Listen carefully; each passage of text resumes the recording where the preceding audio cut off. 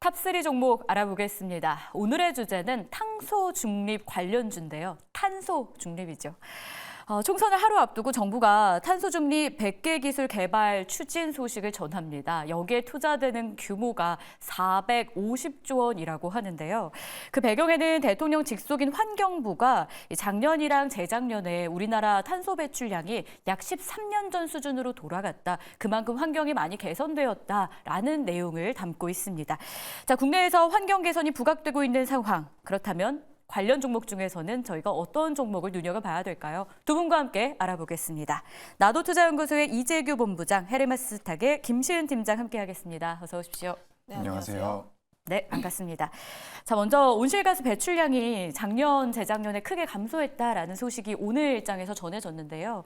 이게 저희가 의미를 부여할 정도로 개선이 된 건지부터 체크가 필요해 보여요. 본부장님 전해주시죠. 네, 일단 방금 전 앵커님께서 말씀을 하신 것처럼 13년 전 수준까지 내려왔다는 것은 굉장히 긍정적이다라고 생각을 할 수가 있는 부분입니다.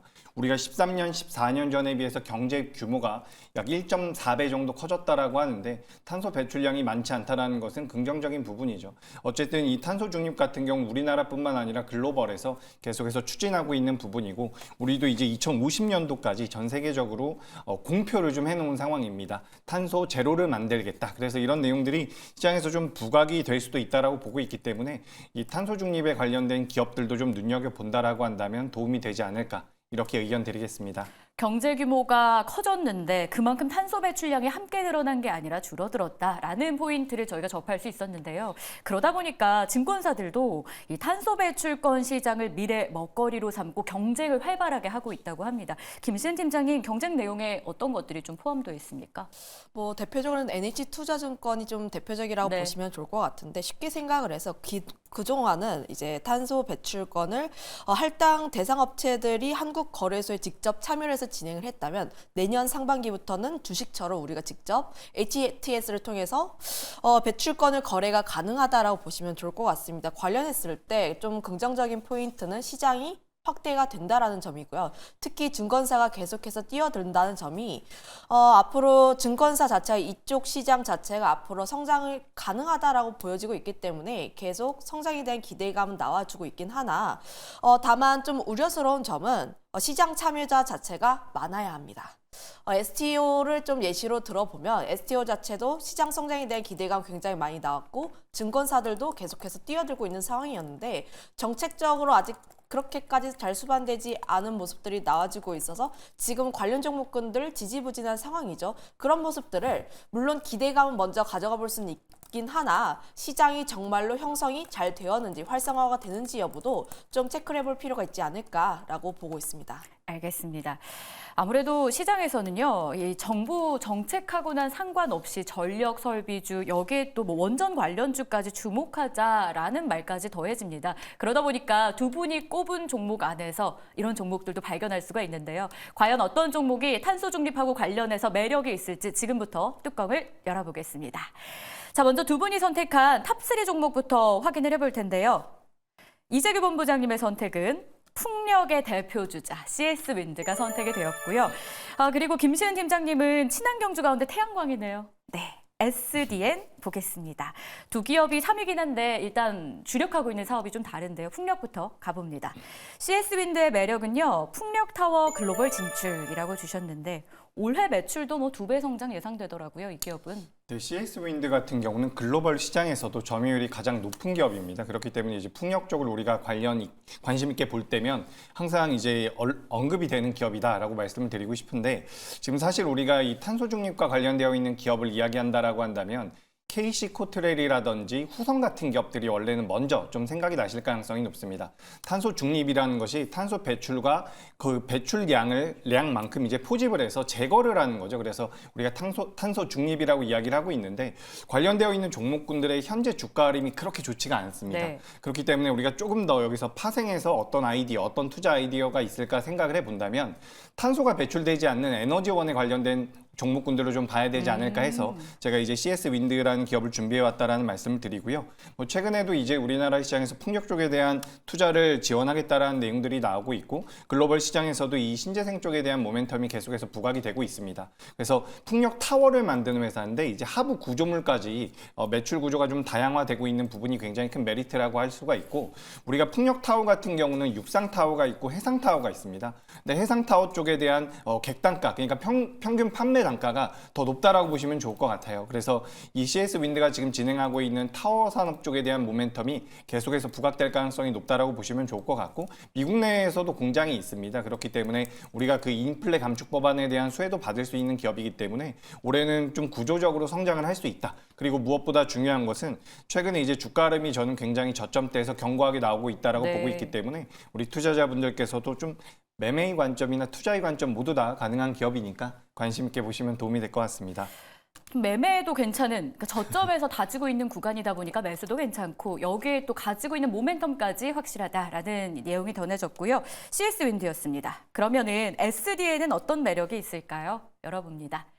미국과 중국의 갈등을 꼽아주시는데 아무래도 이 태양광 관련해서 옐런의 방중이 마무리됐지만 여전히 갈등은 좀 심화되고 있는 분위기더라고요. 국내 수혜 기업 중에 이게 원픽입니까? 제가 봤을 때 실질적으로 국내 기업이 수혜를 받을까에 대해서는 조금 물음표가 있긴 하나 오늘 테마적으로 봤을 때 SDN이 좀 1등 대장주로 치고 올라가고 있는 모습을 보고 있어서 좀 센티적으로는 영향을 받지 않을까라고 보여지고 있습니다. 아무래도 태양광 전체적으로 보면은 특히 밸류체인이라든지 태양광 제품의 약 80%가 중국산 제품이에요. 특히 폴립실리콘 가격 자체가 굉장히 저렴합니다. 중국 쪽이.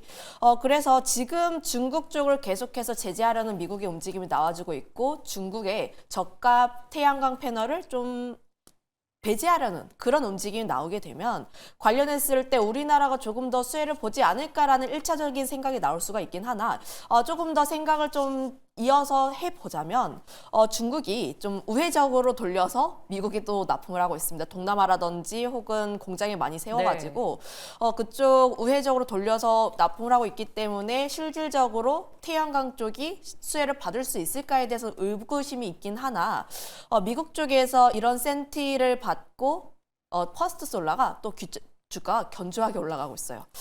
그런 부분에서 보게 되었을 때 물론 실적에 대한 부분들, 업황 성장에 대한 부분들을 조금 더 확인해 볼 여지는 있지만 바닥권에서 순환매적으로 올라간다는 측면에서 보게 되었을 때 SDN 같은 경우는 우리가 조금 더 볼만한 여지가 있다. 특히 기술적으로 보게 되면 특히 1,400원 라인대를 돌파를 한 흐름들이 나와줬기 때문에 N자를 뚫으면서 강하게 올라가졌어요.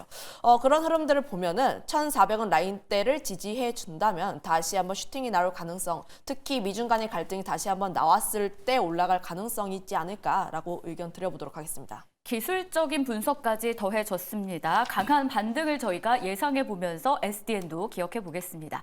탄소 중립 관련해서 정부의 정책 발표가 있었고요. 저희는 어떤 기업들이 수혜를 입을지 눈여겨볼 만한지 점검하고 있습니다. 이어서 2위 기업 공개하겠습니다. 이재규 본부장님의 선택은 한화엔진, 그리고 김시은 팀장님은 두산에너빌리티를 골라주셨는데요. 한화엔진부터 볼까요? 조선주가 선택이 됐습니다. 네. 친환경 하면 선박 쪽에서도 워낙 시장이 뜨겁다고 하는데 개별적인 투자 전략이 따로 있을까요? 일단 제가 앞서서도 말씀드렸지만 네. 우리가 지금 탄소 중립과 관련되어 있는 직접적인 기업들은 주가 흐름이 좀 안 좋아서 네. 좀 이제 시청자분들께서 매매 관점에서 볼 수 있을 만한 종목을 고르다 보니까 조선주가 좀 선정이 됐습니다. 우리가 얼마 전에 발표가 있었는데요. 올해 2024년도 1분기만 놓고 봤을 때 전 세계에서 이 조선 쪽에 대한 수주액 금액으로 우리나라가 1위를 차지했다라고 합니다. 수주량 기준으로는 여전히 2위죠. 중국이 1위고 우리나라가 2위인데 수주액이 더 높았었던 것은 친환경 선박에 대한 수주가 많았기 때문입니다. 실질적으로 그 3개월 동안 LNG선에 대한 발주가 29척이 있었고요. 그리고 암모니아선 같은 경우는 20척이 있었다라고 합니다. 근데 우리나라 기업들이 전부 다 싹쓸이를 했다라고 이야기가 되고 있죠. 그래서 우리가 탄소 중립이라는 것은 탄소 배출을 막는 것도 네. 굉장히 큰 도움이 될 것이다라고 보고 있기 때문에 친환경 선박에 대한 메리트가 굉장히 강한 우리나라 조선사들 중에서 조선사들을 보시는 방법도 있지만 최근에 주가 흐름도 굉장히 괜찮죠.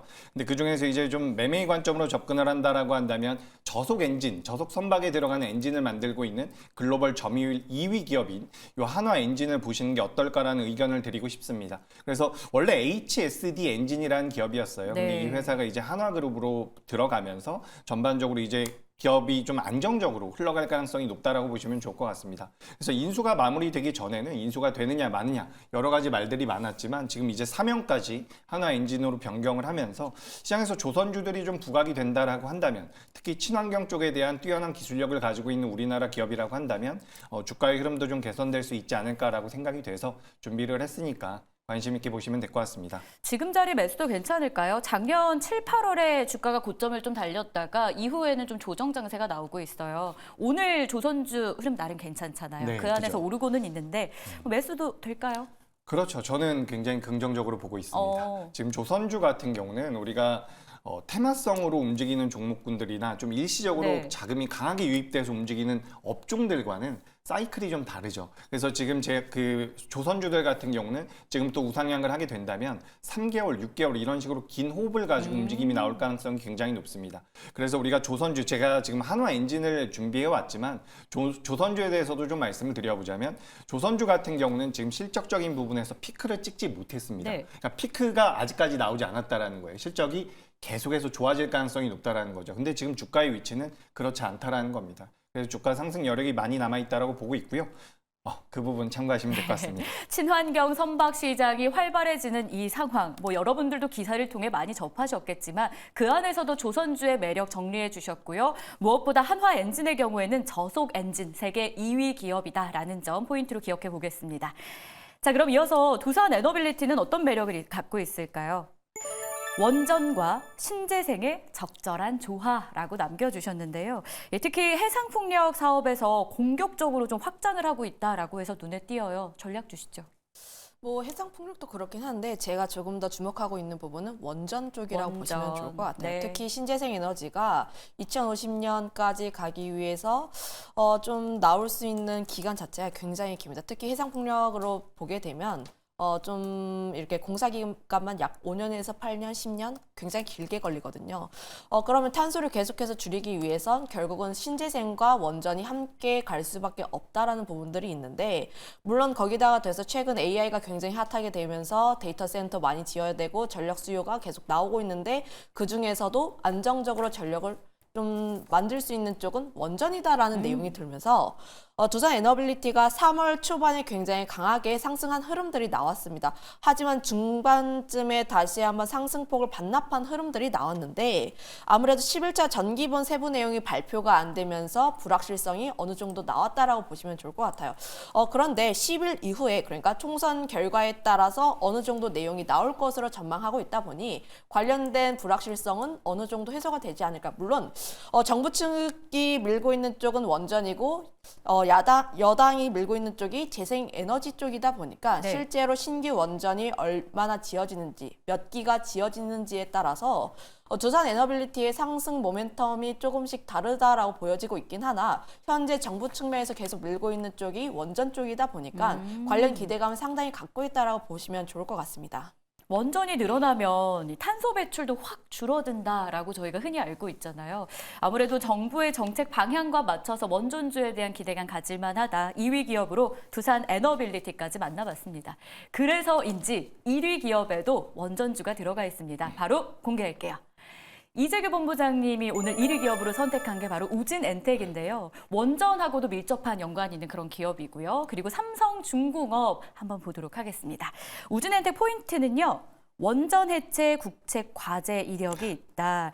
이 해체 이력이 있긴 하지만 일단 검증이 된 기업이다라고 저희가 알면 좋을 것 같고요. 무엇보다 계측 제어 설비 정비를 하는 전문 기업이라고 합니다. 미국이나 유럽도 신규 원전 건설을 계속 확대하고 있다고 하는데 지금 자리 매수 괜찮겠습니까? 그렇죠. 괜찮다라고 보고 있습니다. 오늘 매매에 대해서 이야기를 많이 하시는 것 같네요. 네. 일단 우진엔텍 저는 굉장히 긍정적으로 보고 있는데 이 기업 같은 경우 이제 원전과 관련되어 있는 여러 가지 솔루션을 다 가지고 있는 기업이다라고 보시면 좋을 것 같습니다. 근데 앞서서 이제 김시현 팀장님께서도 말씀을 하셨지만 우리가 신재생 에너지 쪽에 대한 투자를 많이 하고 신재생 에너지가 시장에서 확대가 된다라고 하더라도 에너지원의 수급 자체가 안정적으로 진행이 되지 않을 가능성이 높습니다. 그렇기 때문에 원전은 필연적으로 이제 발전을 해야 된다라는 크다라는 부분이죠. 그래서 유럽 같은 경우도 그동안 가동을 중단했었던 원전들이 재가동이 되는 부분들도 있고요. 최근에 미국 쪽에서도 그런 내용들이 계속해서 부각이 되면서 원전 쪽에 대한 성장성은 계속해서 부여될 가능성이 높다라고 보고 있습니다. 특히 러시아와 우크라이나가 전쟁을 하면서 이 에너지원에 대한 관심도가 굉장히 높아졌고 원전이 아니라고 한다면 안정적인 에너지 수급이 되지 않는다라는 판단이 섰기 때문에 글로벌에서 계속해서 투자를 진행하고 있다라고 보시면 좋을 것 같습니다. 그와 관련돼서 원전 시장이 커질 수 있다는 것에 대해서 뭐 아까 전에 말씀하셨던 두산 에너빌리티도 그렇고요. 우진엔텍도 수혜를 받을 수가 있다라고 보는데 아까 전에 이제 지금 화면에도 원전 해체에 관련되어 있는 내용이 나와 있죠. 그래서 원전이 많이 늘어난다라고 한다면 탄소 중립이 좋은데 왜 갑자기 원전 해체냐라는 네. 이렇게 생각을 하실 수가 있어요. 근데 이 원전 해체는 그냥 이 우진엔텍이라는 기업이 가지고 있는 주가 상승의 명분 정도가 될 수 있다라고 보시면 좋을 것 같습니다. 그러니까 원전이 재가동이 되거나 원전이 계속해서 지어지면 우진엔텍이 가지고 있는 기술력들이 들어갈 텐데 실제로 이제 원전 가동이 오랫동안 진행이 돼서 수명이 다한 원전들 같은 경우는 해체를 해야 되죠. 근데 우리나라에서는 우진엔텍이 가장 뛰어나다라기보단 국책과제를 시행했었던 그런 이력이 있는 상황입니다. 어떻게 보면 우리나라에선 유일하다고 볼 수 있는 부분이고 원전 해체 시장이 또 굉장히 크다라고 해요. 그렇기 네. 때문에 그 부분은 우진엔텍이란 기업이 어떻게 보면 독자적인 모멘텀이 될 수 있다. 그래서 제가 오늘 탄소 중립에서 원전 쪽으로 엮어서 이제 우진엔텍을 준비했는데 이 기업은 원전 해체에 대한 모멘텀도 가지고 있다. 이렇게 보시면 좋을 것 같습니다. 알겠습니다. 매력이 정말 많다라는 포인트가 있을 것 같고요. 워낙 이 관련주가 오늘 움직여서 저희가 보는 게 아니라 정책적인 측면에서 지금부터 눈여겨볼 만할까요? 라는 궁금증이 있기 때문에 매수 관점에서 접근해도 되는지 이게 또 포인트가 될 것 같아서 계속 여쭤봤는데 역시 괜찮다라는 의견이었습니다. 마지막으로 김시은 팀장의 1위 기업이죠. 삼성중공업도 보겠습니다. 국제해사기구로 부르죠. IMO에서 환경 규제가 지속적으로 진행되고 있습니다. 그래서 많은 조선주들이 언급이 됐고 앞서서도 조선주 하나 봤잖아요. 굳이 삼성중공업인 이유가 있습니까? 일단 조선주 중에서 대장 역할을 하고 있고 특히 지금 주가의 흐름들을 보면은 8,500원 라인대에서 계속 버티려고 하는 모습이 나와주고 있어요. 네. 뭐 다른 조선 종목군들 같은 경우에는 좀 힘이 빠져서 주가가 다시 한번 되돌림 현상이 나온 종목군들이 있으나 삼성중공업 같은 경우에는 여전히 견조한 주가의 흐름들을 보여주고 있기 때문에 역시 대장주의 모습을 보여주고 있다라고 보시면 좋을 것 같습니다. 특히 앞서 이야기를 한 것처럼 포인트는 굉장히 비슷합니다. 실적 시즌 다가오게 되면서 실적 잘 나올 기업들 계속 관심 있게 볼 필요가 있지 않을까.